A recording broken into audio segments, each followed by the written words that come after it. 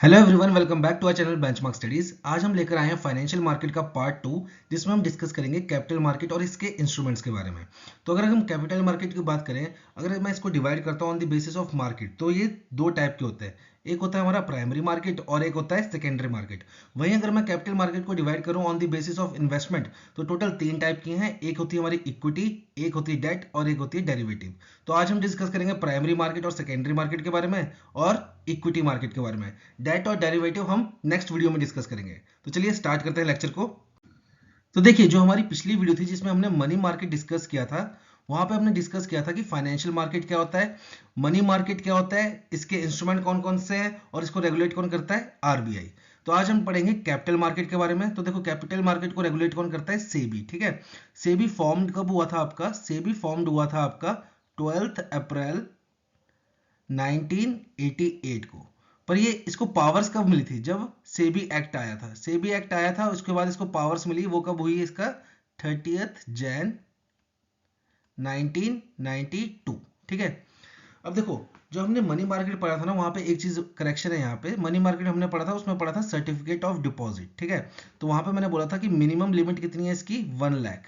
ठीक है, पर आरबीआई ने अब इसको चेंज कर दिया और अब इसकी मिनिमम लिमिट कितनी हो गई है, 5 लाख। ठीक है, तो थैंक्स टू आवर सब्सक्राइबर जिनका नाम है PHANI, इन्होंने कमेंट करके बताया था हमें, तो मैंने दोबारा क्रॉस चेक किया, तो हाँ, अब मिनिमम लिमिट कितनी होगी है, 5 लाख। ठीक है, तो ये करेक्शन था मनी मार्केट में। तो चलिए, कैपिटल मार्केट हमने देख लिया क्या होता है। ठीक है, यहाँ पे क्या होता है, जब भी पैसा मनी मार्केट में हम पैसा जो उठा रहे थे, वो था हमारा शॉर्ट टर्म के लिए। शॉर्ट टर्म कितना, मैक्स 365 डेज। ठीक है, अब मनी मार्केट में था 365 डेज, कैपिटल मार्केट में क्या होगा, लॉन्ग टर्म पैसा उठाते हैं हम। ठीक है, जिसमें पैसा आप लॉन्ग टर्म के लिए उठाते हो। तो बेसिकली पैसा आप कहाँ कहाँ से उठा सकते हो, दो मार्केट से, एक प्राइमरी मार्केट और एक सेकेंडरी मार्केट। तो ये होता क्या है, आगे पढ़ते हैं हम। तो देखिए, जो प्राइमरी मार्केट होता है, वहां पे बेसिकली होता क्या है, वहां पे जो ट्रेड होता है, ठीक है, वो होता है दो लोगों के बीच में, जिसमें से एक क्या होती है, आपकी कंपनी होती है, और दूसरा कौन होता है, इन्वेस्टर। ठीक है, अब देखो, जो कंपनी है, समझ लो इसका नाम है XYZ। काफी अच्छी कंपनी है, काफी ज्यादा प्रॉफिट हो रहा है इसको। ठीक है, और काफी ग्रोथ भी दिखा रहा है ये। अब इसको क्या, इसने सोचा कि मैं अपना बिजनेस जो है वो बढ़ाता हूँ। अब जो बिजनेस बढ़ाना है इसने, उसके लिए इसको चाहिए इन्वेस्टमेंट। तो इन्वेस्टमेंट के लिए क्या करता है, ये अपने शेयर इशू करता है। समझ लो इसने 50 शेयर इशू किए।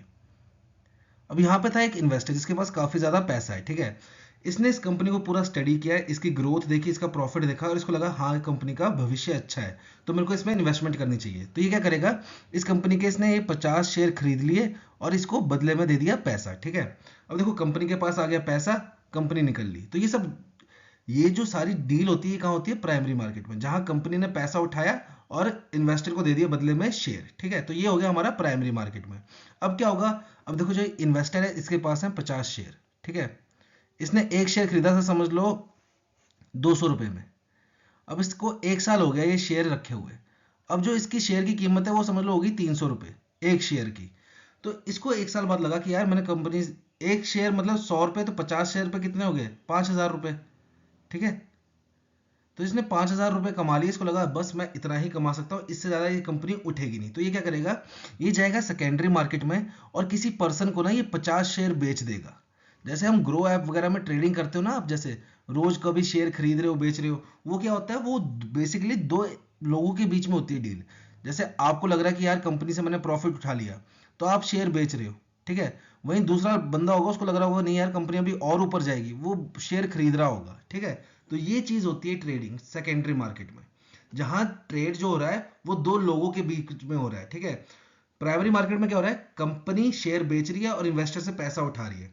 सेकेंडरी मार्केट में क्या हो रहा है, एक इन्वेस्टर है, उसके पास शेयर है, उसने वो शेयर बेचेगा और दूसरा इन्वेस्टर है, वो उस शेयर को खरीदेगा। ठीक है, तो वहां पे ट्रेड जो हो रहा है वो दो लोगों के बीच में हो रहा है, और प्राइमरी मार्केट में जो ट्रेड हो रहा है वो कंपनी और इन्वेस्टर के बीच में हो रहा है। तो ये था हमारा basically difference between primary market and secondary market. तो चलिए बढ़ते हैं आगे और बात करते हैं हम यहाँ पे इक्विटी शेयर्स की।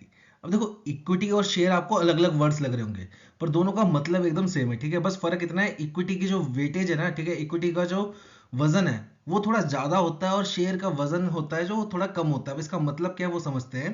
देखो, जैसे आपने शार्क टैंक देखा ही होगा, ठीक है, नहीं भी देखा होगा तो कहीं ना कहीं उसकी शॉर्ट क्लिप्स वगैरह देखी होगी। तो उसमें क्या होता है, एक पर्सन आता है, ठीक है, और वो अपनी कंपनी की पूरी डिटेल्स, उसकी फंक्शनिंग, ठीक है, उसके प्रोडक्ट, उसकी सेल्स, सब कुछ उनको बताता है इन्वेस्टर्स को, और बदले में क्या बोलता है कि मेरे को 1% इक्विटी के बदले दे दो, सपोज 1 करोड़ रुपए, ठीक है।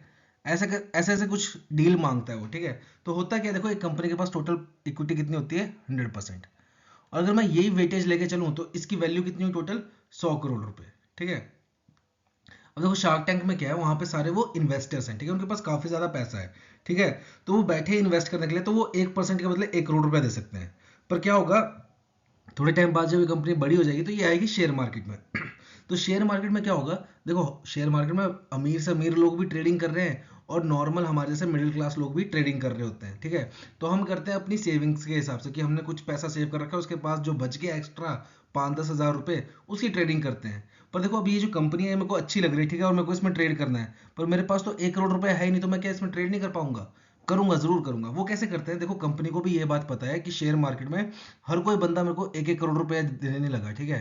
क्योंकि किसी के पास 10 हज़ार होते हैं, किसी के पास 50 हज़ार, किसी के पास 1 लाख, तो हर कोई मेरे को 1 करोड़ रुपया नहीं दे सकता। पर मेरे को पैसे चाहिए मैक्सिमम, जितना ज़्यादा पैसा उठा सकूं उठाना चाहिए उसको, ठीक है।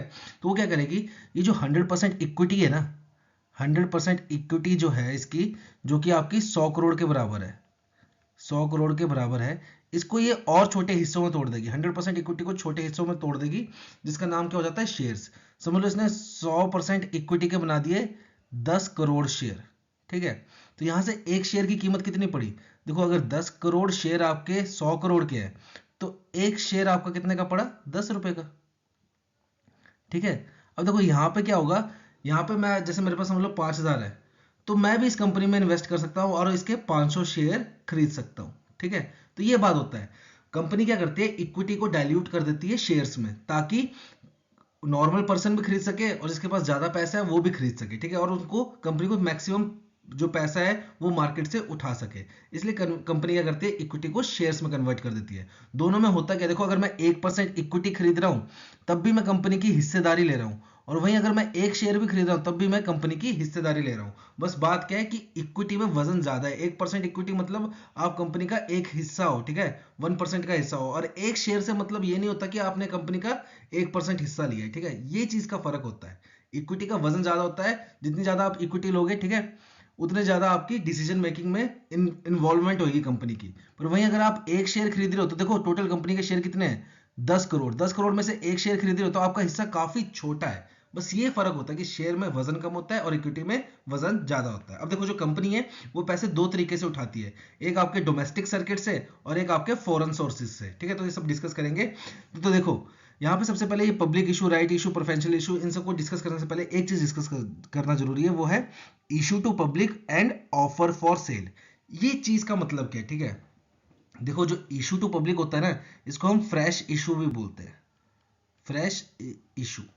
और ऑफर फॉर सेल ये आपको डेफिनेशन दी गई है। अब इसको समझते होता क्या है, समझ लो एक कंपनी है हमारी, कोई भी कंपनी का नाम ले दो, 123 को, ठीक है, ये कंपनी है, इसमें दो इन्वेस्टर्स हैं, ए और बी। टोटल कंपनी के हैं, देखो कंपनी ने शेयर्स बनाए हैं टोटल 200 शेयर्स, 100% इक्विटी जो थी उसको कन्वर्ट कितना कर दिया, 200 शेयर में। 100 शेयर इसके पास है और 100 शेयर बी के पास है। अब कंपनी को क्या चाहिए, पैसा चाहिए, ठीक है। तो कंपनी क्या करेगी, 200 शेयर थे उसने, ठीक है, वो 200 नए शेयर बनाएगी। मतलब जो उसकी 100% इक्विटी थी ना, उसको पहले उसने कितने डिवाइड कर रखा था, 200 शेयर्स में।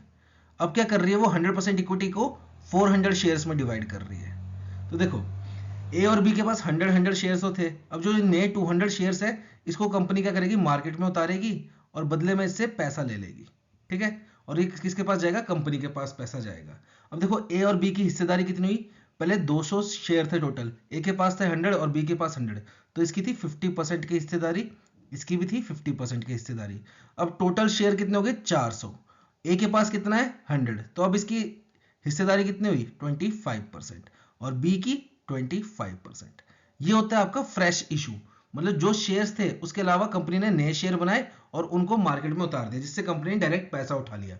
अब इसी कंपनी का एग्जांपल लो, यही 123 को, ठीक है, ए के पास थे 100, बी के पास थे 100, ठीक है, बी के पास भी थे 100 शेयर। अब क्या होगा, जो हमारा ये है ना ऑफर फॉर सेल, इसमें क्या होता है, ए ने डिसाइड किया कि यार मेरे को पैसा चाहिए, तो मैं क्या करूंगा, अपने जो 100 शेयर्स हैं इसमें से 30 बेच दूंगा, ठीक है। ये इसने सेल कर दिए। अब देखो इसमें क्या होता है, टोटल शेयर तो 200 ही रहे कंपनी के, ठीक है, टोटल शेयर कंपनी के 200 ही रहे। अब ए के शेयर कितने हो गए, ए के हो गए अब 70, बी के 100 ही थे, और किसी सी ने खरीद लिए वो 30 शेयर, तो सी के हो गए 30, ठीक है। तो देखो बी की हिस्सेदारी कितनी रही, 50% की ही रही। और इसमें जो पैसा मिला ना ये 30 शेयर बेच के, ये कंपनी को नहीं मिला, ये मिला ए को। तो ये फर्क होता है फ्रेश इशू या इशू टू पब्लिक जिसको बोलते हैं, और ऑफर फॉर सेल में। ऑफर फॉर सेल में क्या होता है, इंडिविजुअल के पास पैसा जाता है, ठीक है। और फ्रेश इशू में क्या होता है, कंपनी नए शेयर बनाती है, उसको मार्केट में बेचती है और बदले में पैसा कंपनी को मिलता है, ठीक है। इशू टू पब्लिक में क्या होगा, पैसा मिलेगा कंपनी को। ऑफर फॉर सेल में क्या होगा, पैसा मिलेगा इंडिविजुअल को, वो अपने शेयर अपने हिस्सेदारी बेच देगा थोड़ी सी और बदले में पैसा उठा लेगा। तो ये फर्क था इशू टू पब्लिक और ऑफर फॉर सेल में, ठीक है। अब पढ़ते हैं हम राइट इश्यूज क्या होता है, और बात करते हैं हम यहाँ पे राइट्स इशू की। अब देखो होता क्या, यहाँ पे सिंपल सा एग्जांपल लेते हैं। एक कंपनी है हमारी XYZ, ठीक है, इसके टोटल शेयर्स कितने हैं, समझ लो 1000 शेयर्स है, ठीक है। मैंने, ठीक है, इसके 100 शेयर्स खरीद रखे, 100 शेयर्स खरीदे तो मेरी हिस्सेदारी कितनी हुई, 10% की, ठीक है। अगर 1000 में से मैंने 100 शेयर जो है वो मेरे पास है, तो मेरा हिस्सा कितना हुआ, 10% का। अब कंपनी ने क्या कहा कि भाई हमें और पैसा चाहिए, तो हम फ्रेश इशू करेंगे, ठीक है। फ्रेश इशू अभी हमने समझा था पीछे, ठीक है, जो नए दोबारा से नए इशू होते हैं जिसमें कंपनी डायरेक्ट पैसा उठाती है, ठीक है। तो जो नए शेयर्स हैं हम कितने इशू कर रहे हैं, समझ लो 1000 और कर रहे हैं, 1000 शेयर्स नए इशू कर रहे हैं दोबारा। तो टोटल शेयर्स कितने हो गए अब कंपनी के, देखो 1000 पहले थे, 1000 अब दोबारा इशू किए, तो टोटल कितने हो गए, 2000 शेयर हो गए। तो अब मेरा हिस्सा कितना हो गया, मेरे पास था 100 शेयर्स, तो मेरा हिस्सा कितना हो गया अब 5% का। तो कंपनी क्या बोलेगी, राइट इशू में क्या होता है, जो कंपनी ये जो नए फ्रेश इशू करती है ना, इसमें ये पहले ऑफर किसको करती है, सबसे पहले ये ऑफर किए जाएंगे जो पहले से ही एग्जिस्टिंग शेयर होल्डर्स हैं, मतलब जिन्होंने कंपनी XYZ के शेयर खरीद रखे हैं। सबसे पहले जो ये 1000 नए शेयर्स होंगे ना, ये उनको ऑफर होंगे जिन्होंने पहले से ही इस कंपनी के शेयर्स खरीद रखे हैं, ताकि वो अपनी हिस्सेदारी मेंटेन कर सकें, ठीक है। पर यहाँ पे एक चीज ध्यान देने वाली है कि कंपनी ऑफर पहले इनको करेगी जो पहले से शेयर होल्डर्स हैं, पर ये शेयर होल्डर की मर्जी है, वो खरीदना चाहे तो खरीदेंगे, नहीं खरीदना चाहे तो नहीं खरीदेंगे। यहाँ पे फोर्सफुली कुछ नहीं हो रहा, ठीक है। कंपनी ऑफर जरूर उनको पहले कर रही है, पर यहाँ पे ये इंडिपेंडेंट है, इनकी अपनी मर्जी है, ये खरीदना चाहे तो खरीद सकते हैं, नहीं खरीदना चाहे तो नहीं खरीदेंगे। तो राइट इशू में क्या होता है, कंपनी जो नए शेयर्स इशू करती है वो किसको करती है, सबसे पहले एग्जिस्टिंग शेयर होल्डर्स को, ठीक है। तो ये होता है हमारा राइट्स इशू में। अब बात करते हैं हम प्रेफरेंशियल शेयर की। प्रेफरेंशियल शेयर में क्या होता है आपका, देखो ये एक तरीके से एक हाइब्रिड इंस्ट्रूमेंट है। हाइब्रिड इंस्ट्रूमेंट कैसे, ये डेट की तरह काम भी करता है और ये इक्विटी की तरह भी काम करता है। इक्विटी की तरह कैसे, क्योंकि आप यहाँ पे शेयर खरीद रहे हो, सिंपल सी बात है। और डेट की तरह कैसे, क्योंकि देखो जैसे बैंक किसी को लोन देता है, ठीक है, तो बैंक ने क्या बोला था, जैसे उसने 1 करोड़ का लोन दिया, तो फिक्स इंटरेस्ट लेता है उससे, ठीक है, फिक्स्ड एक रेट ऑफ इंटरेस्ट होता है, उससे पैसे लेता है। तो यहाँ पे क्या होता है प्रेफरेंशियल शेयर में भी, यहाँ पे ना आपको फिक्स्ड कर दिया जाएगा आपका प्रॉफिट, आपका हिस्सा ना फिक्स कर दिया जाएगा कि आपको इतना ही हिस्सा मिलेगा। चाहे कंपनी को प्रॉफिट हो रहा होगा 100 करोड़ का, तब भी आपको वही हिस्सा मिलेगा। चाहे कंपनी को प्रॉफिट हो रहा होगा 10 करोड़ का, तब भी आपको वही हिस्सा मिलेगा, ठीक है। और यहाँ पे आपको वोटिंग राइट्स नहीं मिलते प्रेफरेंशियल शेयर में, ठीक है, कि आप डिसीजन मेकिंग में इन्वॉल्व नहीं हो सकते। ये बात होती है प्रेफरेंशियल शेयर की। अब बात करते हैं हम आईपीओ की। हमने अभी पीछे डिस्कस किया था कि शेयर्स क्या होते हैं, ठीक है, फिर प्राइमरी मार्केट, सेकेंडरी मार्केट, वो सब डिस्कस कर लिया। अब करते हैं आईपीओ डिस्कस, ठीक है। आईपीओ क्या होता है, इनिशियल पब्लिक ऑफरिंग। अब इसमें क्या होता है, जैसे समझ लो कोई कंपनी थी, जैसे हमारी XYZ कंपनी है, ठीक है, इसी का एग्जांपल लेते हैं। ये अभी तक किसी इन्वेस्टर से पैसा उठा रही थी, ठीक है। अब क्या हो गया, इसको चाहिए और पैसे, ठीक है, और इसने क्या करना है, शेयर मार्केट में उतरना है, शेयर मार्केट में उतरना है, ठीक है। तो जब भी कंपनी पहली बार शेयर मार्केट में लिस्टेड होती है, ठीक है, जब भी कंपनी पहली बार शेयर मार्केट में लिस्ट होगी और अपने शेयर इशू करेगी, उसको क्या बोलते हैं, आईपीओ, इनिशियल पब्लिक ऑफरिंग।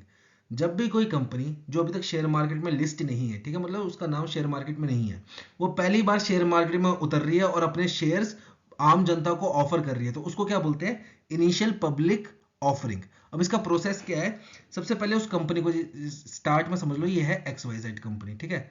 सबसे पहले इस कंपनी को क्या करना पड़ेगा, एक हायरिंग बैंक, ठीक है, एक बैंक को हायर करना पड़ेगा, इन्वेस्टमेंट बैंक को। अब ये किस लिए करना पड़ेगा, क्योंकि वो देखो मैंने जैसे समझ लो एक्स वाई जेड कंपनी मेरी है, ठीक है, और मैंने अभी तक शेयर मार्केट में उतरा नहीं हूँ, तो मेरे को उसका प्रॉज एंड कॉन्स भी नहीं पता, ठीक है, उसमें क्या क्या फंक्शनैलिटी है कुछ नहीं पता उसकी नॉलेज। तो वो नॉलेज गेन करने के लिए क्या करना पड़ेगा, मेरे को एक हायर करना पड़ेगा इन्वेस्टमेंट बैंक। अब ये इन्वेस्टमेंट बैंक क्या होता है आपका, ये आपको बताएगा सब कुछ चीजें, जैसे कि ओवरऑल आईपीओ कितना होना चाहिए, कितने पैसे आपको रेज करने चाहिए, ठीक है, फिर एक शेयर की वैल्यू कितनी होनी चाहिए, सब कुछ आपको ये गाइड करेगा। साथ ही साथ ये आपको प्रोवाइड करेगा, सबसे मेन बात जो है, ये करेगा आपको प्रोवाइड क्या, एक अंडर राइटर। अंडर राइटर क्या होता है, ये चीज काफी इंपॉर्टेंट है। जब देखो सेबी की गाइडलाइंस है कि अगर आपने कभी आईपीओ ऑफर करना है, ठीक है, शेयर मार्केट में, तो जो आपका आईपीओ है ना वो एटलीस्ट 90% सब्सक्राइब्ड होना चाहिए। कम से कम 90%, जैसे आपने अपना आईपीओ, ठीक है, लॉन्च किया, तो 90% सब्सक्राइब्ड होना चाहिए। अगर वो नहीं होगा तो आपका आईपीओ कैंसिल हो जाएगा, ठीक है। तो जैसे समझ लो मेरी एक्स वाई जेड कंपनी, अब लोगों को इसके बारे में इतना ज़्यादा पता नहीं है, और मेरा आईपीओ सब्सक्राइब हुआ ओनली 40%, तो सेबी की गाइडलाइंस के हिसाब से तो ये तो कैंसिल हो जाएगा। तो यहाँ पे अंडर राइटर का रोल आएगा। अंडर राइटर क्या करेगा, जो बचा हुआ डेफिशिएट है ना 50% का, वो अंडर राइटर परचेज करेगा। अंडर राइटर का ये रोल है कि अगर देखो जैसे 90% का क्राइटेरिया अगर वो फुलफिल नहीं हो रहा है, तो जितना बच गया वो अंडर राइटर कर लेगा, ठीक है। तो फर्स्ट प्रोसेस ये है कि hiring of investment bank. Second, filling the application with SEBI, ठीक है, कि सेबी के साथ वही देखो, बाकी प्रोसेस एकदम डिटेल में है, वो आपको इधर पढ़ के भी समझ आ जाएगा। मेन तो यही था, हायरिंग ऑफ इन्वेस्टमेंट बैंक, ठीक है। तो फिर दूसरा प्रोसेस है कि सेबी के पास आपने एप्लीकेशन फिल करनी है, ठीक है, सारा प्रोसेस। फिर drafting of red herring documents, draft करना है कि आपको डिसाइड करना है कि कितना आपका आईपीओ का प्राइस होगा, कितनी अलॉटमेंट होगी, ठीक है, कितने शेयर्स आप अलॉट करोगे। फिर लास्ट में होगा आपका लॉन्चिंग ऑफ आईपीओ, और सबसे लास्ट में होगा अलॉटमेंट ऑफ शेयर। जैसे आपने लॉन्च ऑफ आईपीओ कर दिया, ठीक है, आईपीओ लॉन्च कर दिया, तो लोग उसको सब्सक्राइब करेंगे, ठीक है। कभी कभी क्या होता है, सब्सक्रिप्शन ज्यादा हो जाता है, जैसे समझ लो 125% सब्सक्राइब हो गया, पर शेयर्स तो सिर्फ 100% को ही मिलेंगे ना। तो वो क्या होगा, यहाँ पे होगा फिर अलॉटमेंट ऑफ शेयर, कि किसको शेयर देना है किसको नहीं देना है। यहाँ पे एक चीज और है इंपॉर्टेंट, वो है ASBA, application supported through blocked amount. जब भी आप आईपीओ सब्सक्राइब करते हो ना, समझ लो मैंने आईपीओ सब्सक्राइब किया 20,000 का, ठीक है, तो क्या होगा, जो मेरा अकाउंट होगा ना, उसमें 20,000 रुपए का होल्ड लग जाएगा, ठीक है। वो पैसा मैं खर्च नहीं कर पाऊंगा, ठीक है, उस पर होल्ड लग जाएगा। फिर जिस दिन अलॉटमेंट ऑफ शेयर्स होती है ना, उस दिन मेरे को पता चलेगा, अगर मेरे को आईपीओ मिल गया तो 20,000 रुपए मेरे डिडक्ट हो जाएंगे और चले जाएंगे शेयर मार्केट कंपनी के पास, ठीक है। पर वहीं अगर इनकेस अगर मेरे को जो ये आईपीओ है वो अलॉट नहीं हुआ, तो क्या होगा, इस 20,000 रुपए में से होल्ड हट जाएगा, और ये 20,000 मैं खर्च कर सकता हूं अपने अकाउंट से। तो ये किसके थ्रू होता है, application supported through blocked amount. तो बढ़ते हैं आगे, आगे बढ़ते हैं हम एफपीओ की तरफ। तो बात करते हैं हम एफपीओ की। देखो अभी हमने आईपीओ पढ़ा, आईपीओ क्या था, जब भी कोई न्यू कंपनी पहली बार लिस्ट हो रही है, ठीक है, शेयर मार्केट में, और वो अपने शेयर्स इशू करती है, तो उसको क्या बोलते हैं, आईपीओ। अब देखो जब इसने आईपीओ इशू किया, तो ये लिस्टेड तो हो गई शेयर मार्केट में, अब ये दोबारा फ्रेश इशू कर रही है शेयर्स, ठीक है। जब भी कोई लिस्टेड कंपनी दोबारा से इशू करती है शेयर, उसको क्या बोलते हैं, एफपीओ। बस इतना सा फर्क था। जब अनलिस्टेड कंपनी पहली बार लिस्ट होती है तो उसको क्या बोलते हैं, आईपीओ। पर जब वो लिस्टेड कंपनी दोबारा से शेयर इशू करती है तो उसको क्या बोलते हैं, एफपीओ। तो ये फर्क था आईपीओ और एफपीओ में। तो देखो अभी तक हमने डिस्कस किया कि डोमेस्टिक सर्किट से पैसे कैसे उठाते हैं, ठीक है। अब डिस्कस करते हैं कि फॉरेन सर्किट से पैसे कैसे उधार लेते हैं, ठीक है। तो फॉरेन में क्या होता है, देखो फॉरेन सर्किट से एडीआर, आईडीआर और जीडीआर, ठीक है। तो इसकी फुल फॉर्म क्या है, American depository receipt, Indian depository receipt, global depository receipt, ठीक है। एक समझाऊंगा सारे समझ आ जाएंगे, ठीक है। समझ लो ये वही इंडियन कंपनी है हमारी एक्स वाई जेड, ठीक है। अब एक्स वाई जेड कंपनी है, ठीक है, इसको अपने बिजनेस में काफी ज्यादा कॉन्फिडेंस है, और इसको पता चल रहा है रिव्यू से कि भाई लोग काफी इंटरेस्टेड है मेरी कंपनी में, और मेरे को बाहर से भी पैसा मिल सकता है। तो ये क्या करेगी, ये कॉन्टेक्ट करेगी एक डोमेस्टिक कस्टोडियन को, ठीक है।